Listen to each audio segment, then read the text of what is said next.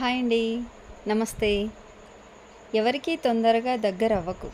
దగ్గరయ్యాక దూరం పెడితే ఆ బాధను భరించలేము. వద్దు, లేదు అని చెప్పి చూడు. నీ వాళ్ళు నీతో ఎంతమంది ఉంటారు అప్పుడు తెలుస్తుంది.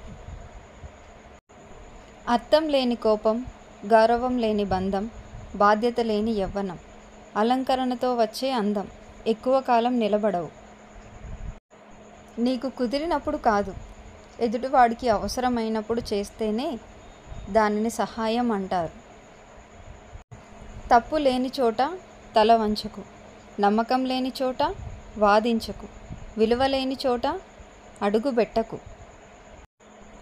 కత్తితో శత్రువులు మాత్రమే గెలవగలరు, ఆలోచనలతో మనుషులు మాత్రమే గెలవగలరు, కానీ పుస్తకంతో ప్రపంచాన్నే గెలవగలవు. ఏడుపు వచ్చినప్పుడు ఒక్కరే ఏడవాలి, నవ్వు వచ్చినప్పుడు నలుగురిలో నవ్వాలి. అందరిలో ఏడిస్తే నాటకం అంటారు, ఒక్కడివే నవ్వితే పిచ్చి అంటారు. గుణం గుడ్డిది, ఆలోచనలు అవిటివైతే ఎన్ని పూజలు పునస్కారాలు చేసినా దేవుడు మెచ్చడు. ఏదీ శాశ్వతం కాదు. ఈ లోకంలో గడుపుతున్న ఈ క్షణం మాత్రమే నీది. నిన్న అనేది తీరిపోయిన రుణం, రేపు అనేది దేవుడిచ్చే వరం. అమ్మాయిలపై సమయం వృధా చేయటం ఆపు. నీ పెరుగుదలపై దృష్టి పెట్టు. సరైన వ్యక్తి చివరికి నీ వద్దకు వచ్చి తీరుతుంది. నీకు సహాయం చేసిన వాళ్ళను మర్చిపోకు.